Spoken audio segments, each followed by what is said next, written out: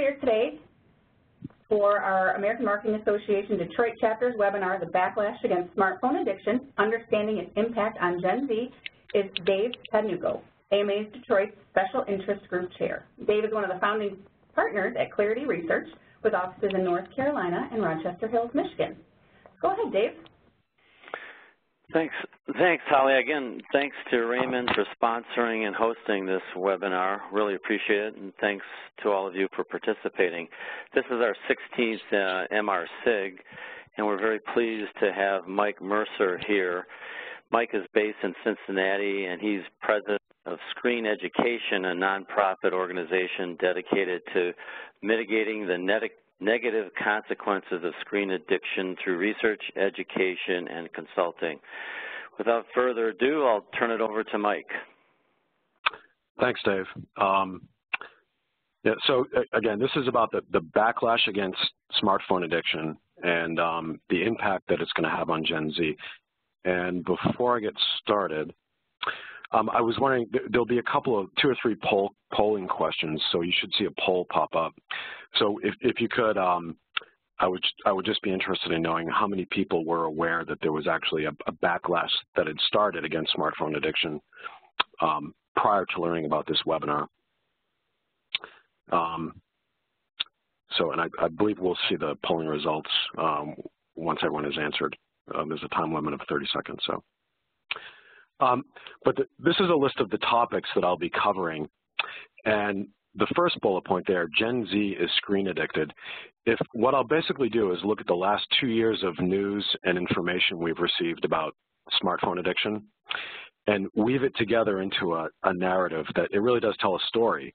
So I'll illustrate that story for you with news events. And that will lead us up to the second bullet point, which is society wants to help. And the point there is that that's all about the backlash. And what's basically happening is we've established that these kids are severely addicted to their phones, and now society's stepping up and they want to address the problem. They want to cut screen time. And this constitutes a backlash against smartphone addiction. So I'll lay out the approach that society is taking so far in doing this and where I think it will go. The third bullet point, Gen Z wants help. This is sort of a unique point that I want to make, and it's based upon my own research with members of Gen Z and also with schools, with school administrators and teachers that have actually implemented no phone policies. And basically, my research is beginning to reveal that kids are, while we think of them as being addicted and we know that we have to battle with kids to get put their phones down and turn their screens off, the research that I'm doing is revealing that they actually want help. And this is what leads me to believe that we're really going to see a transformation in Gen Z, because basically we have society trying to impose change on them, and I'm finding a certain portion, not all of them, they're not monolithic, but a certain portion, I think it's going to be sizable, wants help and they want to cut their phone time. So if you have a force pushing on you to do something and you're receptive to doing that, you're going to change. And I'll lay out how I think they will change. And then the fifth bullet point there is, given how it looks like they should change, what can marketers do if they want to help, but also to respond to the change in terms of designing products and services and marketing. So, okay, it looks, oh, I just missed the poll numbers. It looked like, oh,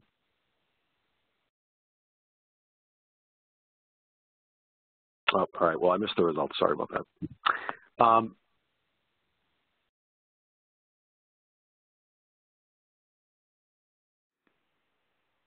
Oh, I'm sorry. Okay, so there's another polling question. There should be another poll popping up here.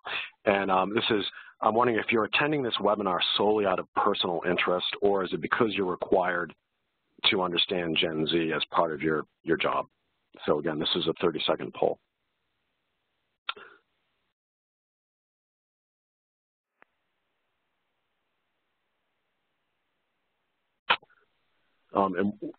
So if you could answer that question. Now I'm moving on to the first topic here. I said Gen Z is screen addicted, and I said I would lay out a narrative. Okay, it looks like, okay, most people didn't answer. 22% are doing it out of personal interest, 11% for their job. Okay. So So Gen Z is screen addicted, and I said there's been a lot of news in the last 2 years about this, and I would lay it out in a narrative. So if we go back to 2016, 2016 really was the year that it became official, when society basically said, it's official, we acknowledge this, these young people are addicted to their phones. And that year, a couple of studies came out that showed this, and the most critical one was by Common Sense Media, which is a nonprofit that advocates for kids. It's based in San Francisco, and they did a national survey. They surveyed 620 households, and in each household they paired up a parent and a kid, so they surveyed both. And 50% of the teens that they surveyed admitted that they feel like they're addicted to their mobile devices. And then 59% of the parents said, I feel that my kid is addicted to his or her mobile device. And the other remarkable finding was that kids were spending between 5 and 9 hours a day on their phones. So this is like the rubber stamp saying it's official, the kids are addicted. So we advanced to 2017, and there were a number of revelations in this narrative in 2017 that were really critical and profound, I think. So the first one was concluding that this addiction really is hurting Generation Z. So most people who, when they got a phone 7 years ago, they started to feel themselves become addicted to their phone. It's very common. People talk about it. And they saw that what happened to their kids when they gave them a phone or an iPod. They basically became like zombies, and people would talk about this. So we all had a sense that there was a problem, but in 2017, there was a lot of research that came out that really confirmed it and made it official. And the biggest sort of landmark study was by Jean Twenge, who is a psychologist at San Diego State. And Jean looked at survey data that was published by the U.S. government. I guess the government does annual surveys, and they do a number of them across generations. And it's publicly available. Any one of us could go look at this data. So Jean analyzed the data and looked over 25 years, and she noticed in 2012 measures of psychological health for Gen Z basically dropped, it was like it dropped off a cliff when you look at the graphs. And she realized that 2012 was the year that smartphones hit 50% saturation in terms of the ownership in the U.S. population. So it became clear to Jean that the problems she was seeing were correlating with social media use and smartphone use among kids. And the problems were things like this. She saw measures of anxiety go through the roof. She saw measures of depression go through the roof. She saw suicide take a strong uptick. Socialization, kids stopped dating. I mean, incidents of dating dropped precipitously. And measures of independence from parents dropped. So she was concerned. She put an article out in the Atlantic Monthly that went viral. This was in early September, called "Have Smartphones Destroyed a Generation?" And this went viral, and she received a lot of media coverage for this, did a lot of interviews, and it was covered extensively. So it's sort of imprinted in everyone's minds. It's official. We have a serious problem here. The article she published was to promote her book called iGen, which was basically a book-length analysis of the data. And I wanted to show you this is one of the graphs from her book. And if you look at I don't know if you can read that, but the left-hand vertical axis, it's the percent of the population with high depressive symptoms. And it's arrayed across the horizontal axis by year. And if you look at 2012, that's when everything spikes. So the light line is girls, and the dark line is boys. These are teens. And you can see the girls' incidence of highly depressive symptoms spiked by about 9%, and the boys jumped 3%. So her book is filled with graphs like this that show big spikes or straight drop-offs. So the narrative continues. So we know that they're addicted, and it's official, it's really hurting them. And then we learn in 2017 that it's really intentional, that Silicon Valley apps developers had analyzed the mechanisms of screen addiction. They analyzed it and figured out what are the components that make someone addicted to these apps. And then they started working with psychologists, neuroscientists, and expert product developers to engineer their apps to be optimally addictive. They wanted to make them as addictive as they could. And there was a great book published in March of last year by a psychology professor at NYU named Adam Alter. and it was titled The Irresistible, The Rise of Addictive Technology and the Business of Keeping Us Hooked. And Adam basically interviewed a bunch of apps developers and addiction experts and wrote this book and basically said, he laid it all out and said, this is what they're doing, they know what they're doing, this is how they're making these things addictive, this is how people are reacting to it, they're developing this behavioral addiction. It's kind of like gambling, where you're not addicted to a substance, but you're addicted to a behavior, okay? And he received a lot of media coverage on this book. And then the next month, Anderson Cooper covered this on 60 Minutes. He did a segment called Brain Hacking, where he basically went out to Silicon Valley and talked to the same people. So this sort of made it official. Everyone, you know, it basically let everyone know that, okay, the kids are really addicted and it's intentional. The next step in the narrative was, we learned in 2017, they're making these things addictive and they know that it's hurting the kids, but they aren't concerned about your kids. And the real symbol in 2017 of this was an interview that Sean Parker did in November with Axios. And Sean Parker was the first CEO of Facebook. So he was reflecting on his time at Facebook, and he said, Facebook was all about how do we consume as much of your time and conscious attention as possible by exploiting a vulnerability in human psychology. We understood this consciously, and we did it anyway. And there was also a young man named Tristan Harris who worked at Google, and he started going public with his insights. He was an ethicist at Google, and he basically felt like he had to be a whistleblower, and he came out and talked about this too, that they know what they're doing and they don't care. And then the final nail in the coffin in this narrative was the news that they don't care about your kids, but they're going to protect their own kids. So there were three basic iconic examples that were repeated about this. One was an interview Steve Jobs had done sometime before he passed away. And I don't remember who interviewed him. I forget the guy's name, but he basically asked Steve at one point, how do your kids like the iPad? And this was 2 years after the iPad had been out, and Steve said, well, they've never used one. We don't let them use them. And then it was also highly publicized, actually for a couple of years, that executives in Silicon Valley send their kids to the Waldorf schools, which, if you're not familiar with them, it's an international chain of K-12 schools that do not allow screens. So not only do they not allow kids to bring their smartphones to school, they don't have screens in the school. And it was, you know, Adam Alter talked about this in his book, that they don't allow, you know, that these executives are sending their kids to those schools. And then the final big example here was Chamath Palihapitiya. He was an executive at Facebook, and he revealed last year, he said basically Facebook was destroying the fabric of society, and that he doesn't allow his kids to use Facebook, and then he claimed that he didn't allow them to use any screen time whatsoever. So that's the narrative, and if you just sit back and think about it, if any decent moral society that learns that there's a group of people that are intentionally designing something that they're going to put into the hands of your children to get them addicted to it so they can make money off of it, and they know it's hurting them, but they don't care. They're going to keep doing it, but they're going to protect their own kids. That's the narrative. What's any society going to do? It's going to go to battle, and that's basically what's happened now. The backlash has begun, and I think that it was in November. Sean Parker, his statement in that interview was like the catalyst for the backlash, and the backlash really became official, I think, in January. So this is my whole point here is that we're at the very beginning of this, and I think it's going to be huge. I think there's a lot of energy. And there's going to be a big cultural force behind this, and it's going to bring a lot of change.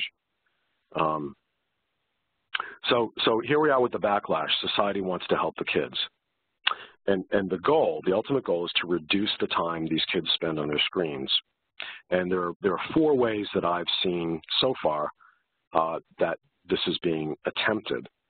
And one of them is to impose screen time limits. So it's basically, you know, we see governments, schools, and parents basically mobilizing to say, we want to, from the outside, we're going to reach in and impose limits on you. We're going to limit your access to screens.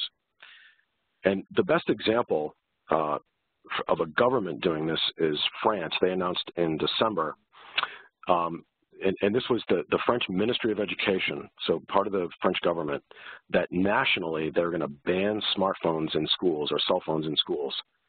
for, across the country, beginning in the fall of 2018, for kids 15 and under. So that's an enormous move. In America, you know, we haven't seen that kind of movement yet. I know that the state and federal government's being lobbied and educated about this issue right now. I think Common Sense Media is doing some of that.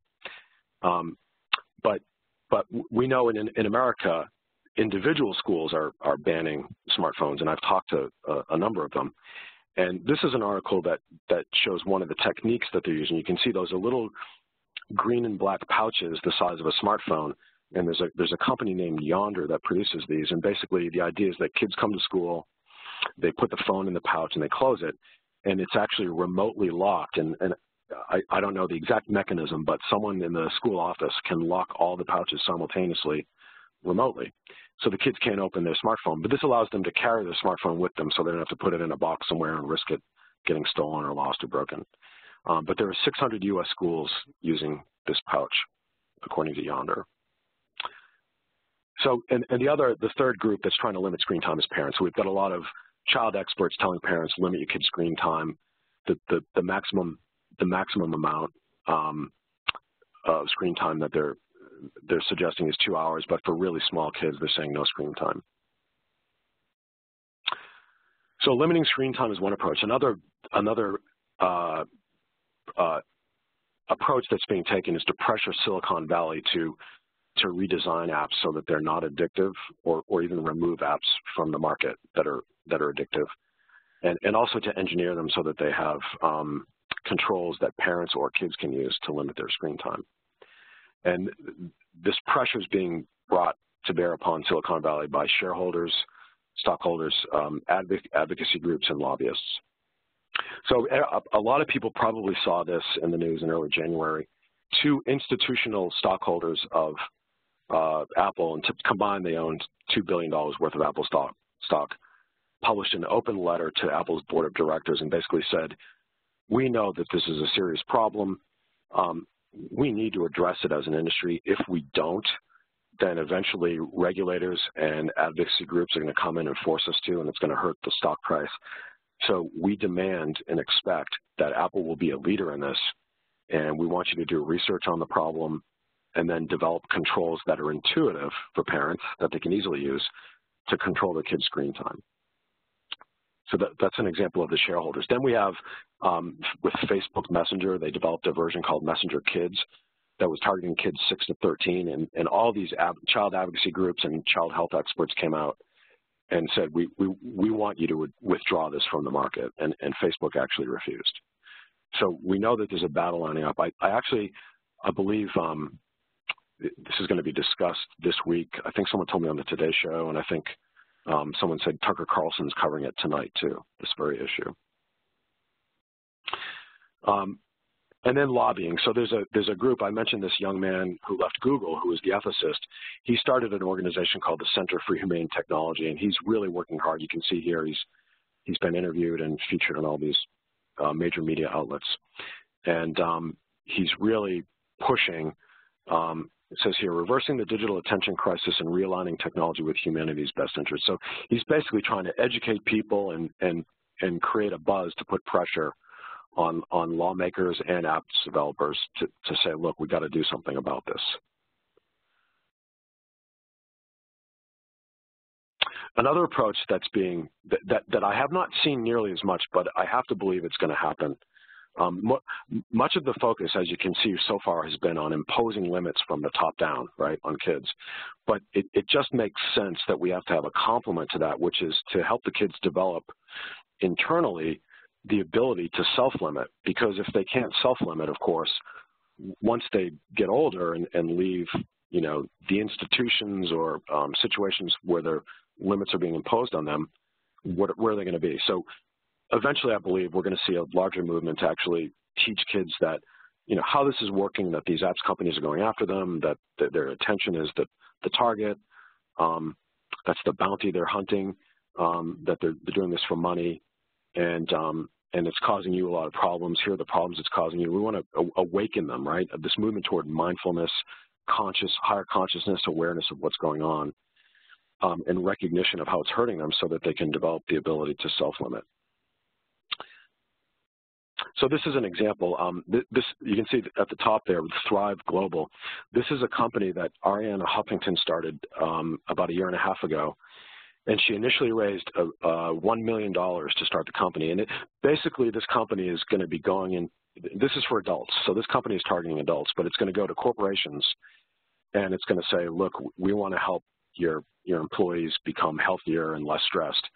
We're developing tools and programs to help them and educate them about nutrition, stress management, getting enough sleep, eating well, getting exercise, and unplugging. That's one of the components is unplugging. And if you look at the website, it's all framed to a great extent around this whole idea of mindfulness. And I actually last week talked to someone in Silicon Valley who said, oh, well, everyone here is talking about being more mindful about using their phone. So I believe we're going to see a movement.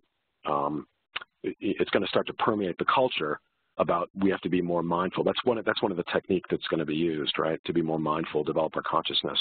And I believe it'll trickle down to the kids. And even with the kids, if we don't use the term mindfulness, we'll still be talking about the same approach, right? Raising their consciousness. But this is an example of an article that appeared on her website, how mindfulness helped me outsmart my smartphone, and she basically broke her addiction.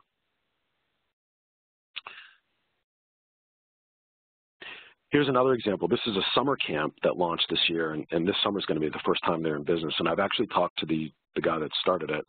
He had previously owned a chain of summer camps that helped kids with obesity, and he developed a program that helped them, become more mindful and conscious of their eating habits, and simultaneously, while they're in this controlled environment, it limited their food intake and got them to eat healthy. And he's applying the same model to a summer camp for smartphone addiction. He'll have 2 locations initially, one in California, one in North Carolina. But it's the same idea. Kids will go to this camp for 1, 2, 3 months. They'll be away from screens. They'll be getting out in nature, doing physical activities, face-to-face interaction, and they'll be reflecting. They'll be keeping diaries, and they'll have other programs to help them reflect and become aware of their issues. But they'll also be setting them up to have an approach for when they return back home, so that they can limit their and control their screen time. Another way that approach that's being taken is to change the culture, and that's basically what we're going to see is the insertion of the virtue of unplugging into our collective value system, and we'll be doing that. Here's an example. I'm labeling this ritualization. So this was an ad that was actually this was developed by Common Sense Media, and it's like a public service announcement ad saying, when you have dinner, let's turn the phones off. All right. So this ad shows how it's the dad, Will Ferrell, is distracted by his phone, and it's disturbing to the kids. So I'm just going through a couple efforts here to raise consciousness. This is the Center for Internet and Technology Addiction. They have a test you can take to see if you're addicted to your phone. Of course, major media coverage. This is the 1A, which you probably know is one of the, it replaced the Diane Rehm show. It's an NPR show that's got syndicated on 250 stations. There's another NPR show out of WBUR in Boston, On Point. They're syndicated in about 250 stations. So both of those talk shows, I've monitored them, and they're covering this issue at least like once a month and have been for a year or more. Oops. That's the liberal side. On the conservative side, Tucker Carlson is championing this issue, and he's been attacking it every 2 to 3 weeks. He seems to be going after Silicon Valley for what they've done to kids. This is an example of it permeating the culture. This was a music video developed by Alex Meady. I think it was in like January or so that it came out, December. But basically, it's a music video, and the story is a girl who checks herself into a sort of a rehab sanatorium for smartphone addiction, and it's about her journey in getting off of her smartphone. And this is a screenshot showing the ritual. When you arrive, you have to smash your phone.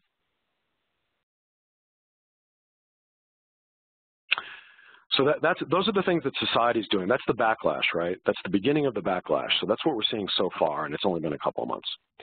And I forgot to mention, Arianna Huffington in November raised another $37 million for her company. So clearly, a lot of money is going to start going behind this effort. and that's for adults, but I think we'll see that obviously with the kids too. So the next point I want to make is that, okay, society's saying we want to help you kids, we want to help you control your screen time.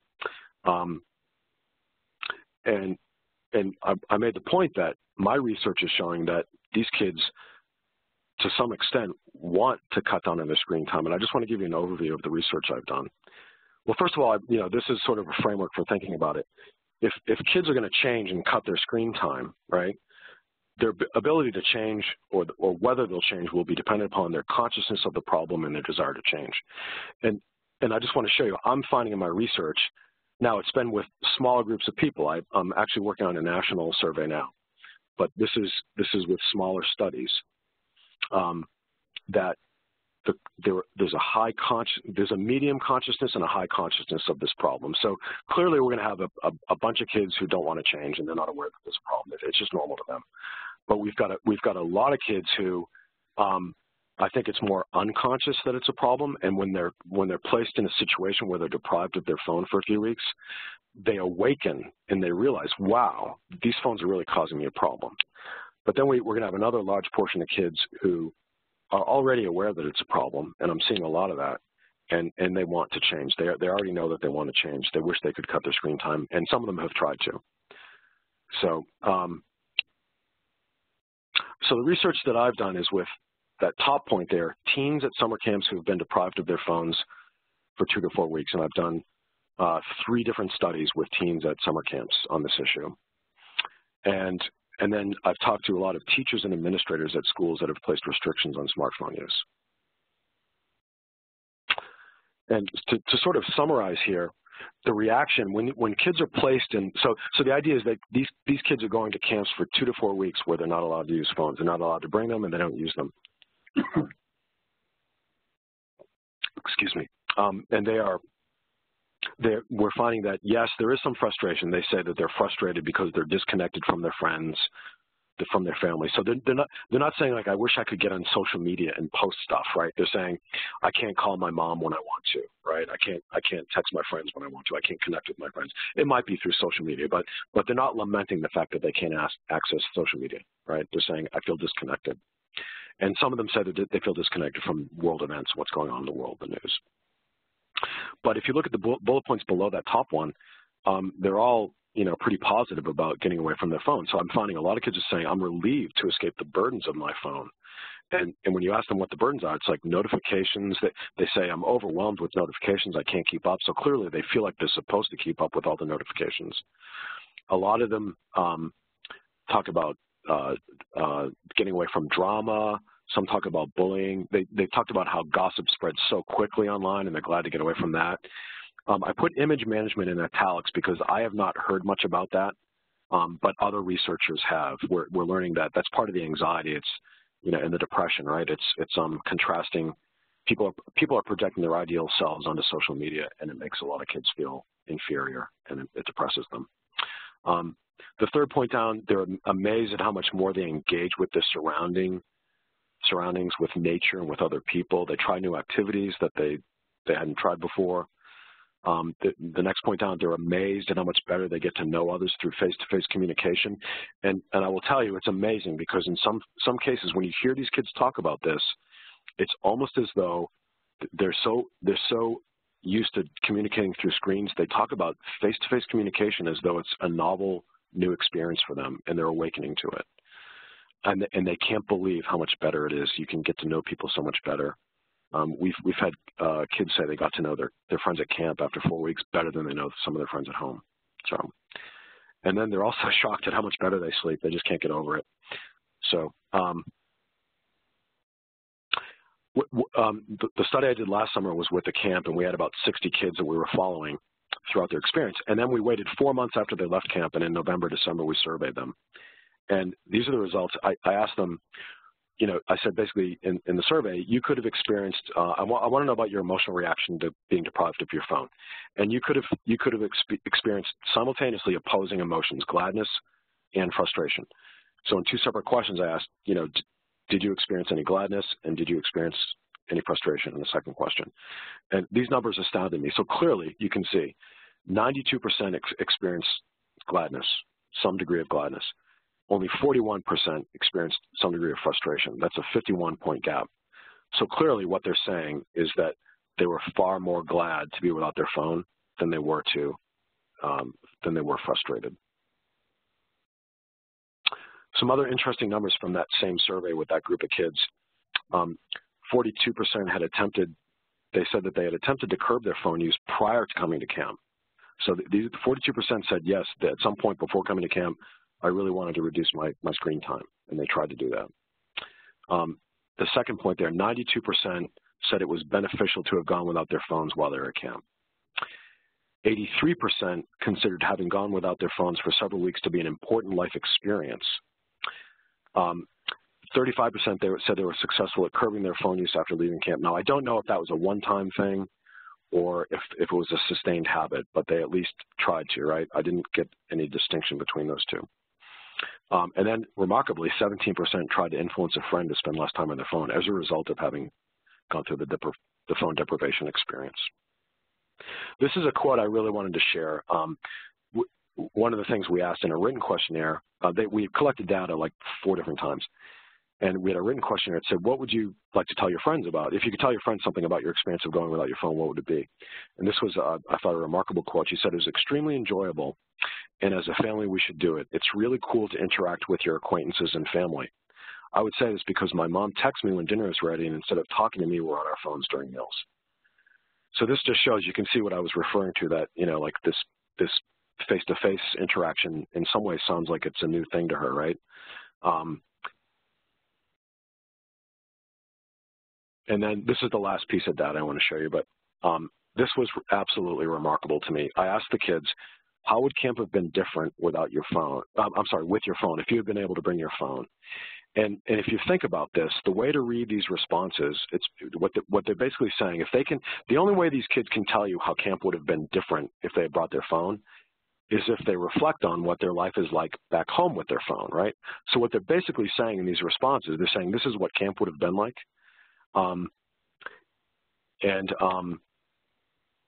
This is what camp would have been like. And I'm sorry, I lost my spot here. Yeah, so this is what camp would have been like, but it's just like it is at home. So here are some of the quotes. People would not talk to each other or try new things. They would just stay in the cabin all day. I'd be on my phone more. I would probably stay up late on my phone. Nobody would talk or interact. We would just have our earbuds in and not want to leave the cabin. Everyone would just be zombies. I would have wanted to put everything up on social media. Camp would, you know what? When I go home, I honestly wish it would be like camp, like no social media stuff. No one would make new friends. You wouldn't learn new things. No one would talk to anyone or be motivated to do anything. Everyone would stay in their cabins all day. It would literally be like me hanging out with myself in the middle of nowhere. So you could, these quotes go on and on. I have 3 slides of these, right? But you see the point. They're all talking about, you know, I would probably stay in bed all day on my phone. So they're basically saying, what they're admitting is that if they had brought their phones to camp, they wouldn't be engaging in life, right? They wouldn't be talking to other people. They'd be staying in their cabin staring at a screen. They wouldn't be trying new things. I had kids say things like, I read a book and when I had free time, because I couldn't get on my phone, I learned a new game to play. So, and then when we do research with schools, when we've talked to schools that have that have implemented no phone policies, these are the changes that they see in kids. They say the kids seem relieved that someone is setting a limit. So they're actually relieved, and the administrators notice this. Their behavior improves, and then this is remarkable. They say kids start forming in physical groups together, and this wasn't happening before. So what they're saying is that kids start aggregating, like in the cafeteria, in the gym, outside, in groups, and talking to each other, and it's noticeable to the administrators because it wasn't happening before, which is absolutely remarkable. So collectively, I hope I've conveyed my point here, that the research that I'm doing is suggesting to me that these kids are going to be, that a good portion of kids are aware that there's a problem and actually want someone to rescue them. They want change. They want limits to be set on this. I remember one kid said he wished his parents would force him to play a sport so he could get off his phone. Like he's so addicted to his phone he couldn't muster up the will to join the sport himself. So I think a lot of these kids want help. They want to be, you know, liberated. And as a result, I think they're going to be very receptive to efforts to get them off their phones. which means, if you combine those two things, they will change. There'll be some transformation. And I will say, even if the kids weren't receptive to it, if they're going to be forced to go without their phones, there'd be some change. But I think it's going to be more than we might expect or anticipate because of what I'm learning in my research. So here I'm going to, given what we know about the kids' attitudes, and then what what we're learning about smartphone addiction and the efforts to try to curb the use of phones. These are some of the changes I think we might anticipate. They might develop a skepticism toward tech companies. So they may become very turned off by tech companies that have tried to hook them without any regard for the well-being. And I don't think many kids have been taught this or realize that this has gone on, but eventually they will, and they could become very skeptical of these companies. They may seek tech tools that will help them unplug, so that they may demand either less addictive apps or demand apps with tools that allow finer controls of features and screen time. And then, since they're going to be spending less time on screens, it only makes sense there's going to be more engagement in non-screen activities. So I think we'll see more face-to-face socializing, more time outside, more time in nature, more dating than we've seen, physical activities, hiking or whatever it might be, more engagement in sports, and probably more board games to replace the screen games. I would also speculate that we will see, in order to develop the ability to self-limit and control their screen use, we're going to have to sort of cultivate and develop certain values in the kids. And I think that will happen naturally as this backlash continues. But the qualities that I can see being required to learn how to self-limit would be this mindfulness we talked about, an emphasis on self-discipline, self-denial, and I think mutual support. I'm actually wondering if it's going to become an open thing where kids actually start helping each other to be strong, and or punishing them in a group, right? If they try to use their phone.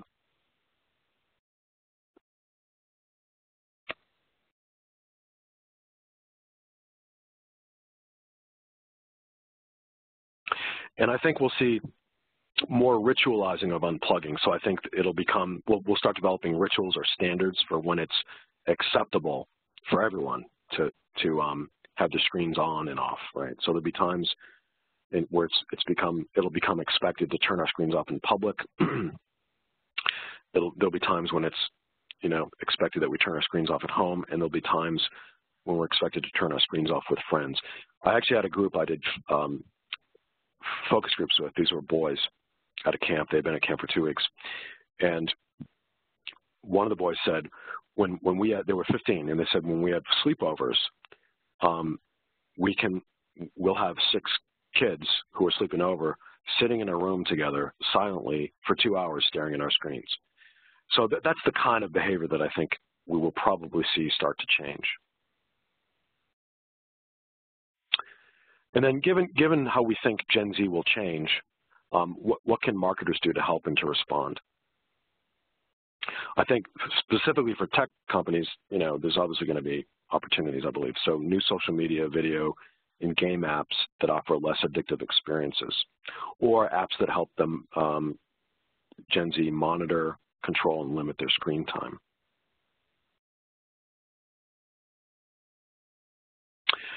In terms of overall product marketing, I think something to think about is how might the channels you're using to reach teens change, right? So if screen time diminishes, then it'll, if they're using them for 5 hours, if they're using their phones for 5 to 9 hours a day and they cut it down to 3, say, right?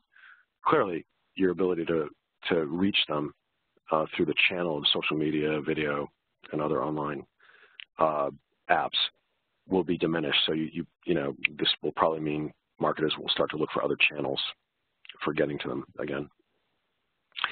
In terms of message content, I think there'll be an opportunity to do this implicitly or explicitly, but model a new lifestyle. So my point here is that in your messaging, you want your messaging to mirror the culture, right? And one approach would be to lead the culture, right? If you sense that this is happening and you want to be bold, you could model a new lifestyle before it emerges that basically says it's cool to unplug. And you could also wait until some changes occur and then mirror those unplugging attitudes and behaviors after they emerge. But I think there's definitely going to be a messaging opportunity here to identify with the kids in the messaging and marketing, and also help them, right? If you can cultivate and model an unplugging lifestyle, this would really, I think, benefit kids. And I don't mean just in marketing, in media, TV, film, et cetera, advertising.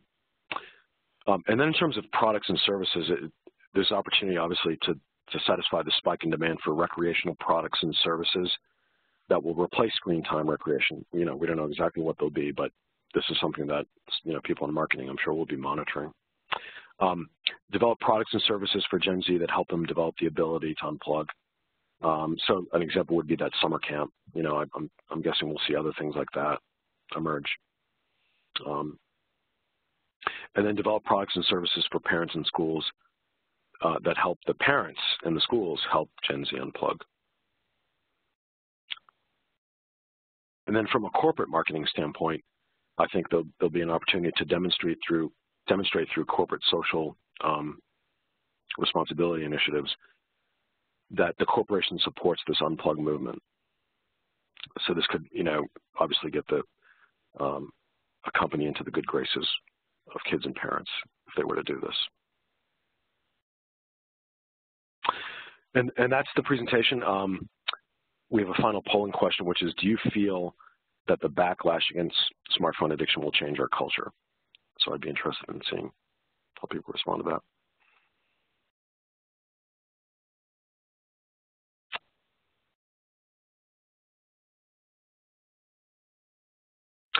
And while people are answering that poll question, anyone can feel free to contact me. I have my email address up here and my phone number. And Dave, I wanted to see if there were any questions that I can answer here. Can you hear me? Yeah.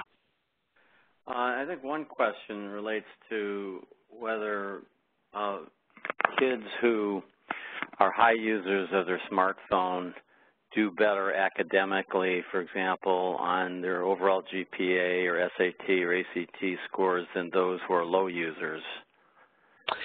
I have seen something in searching online.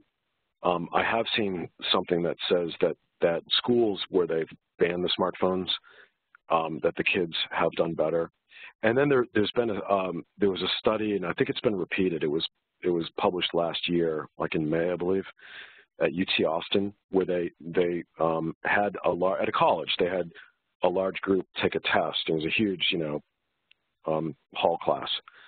So a third of them took the test with their phone sitting on their desk with the turned on. A third took the test with the phone sitting on the desk but turned off, and a third took the test without any phone visible or present. And the people who took the test with no phone present did far better than the other people. And they concluded that basically just the presence of the phone is taking some of your cognitive capacity. It's siphoning your attention, even if you're not looking at it.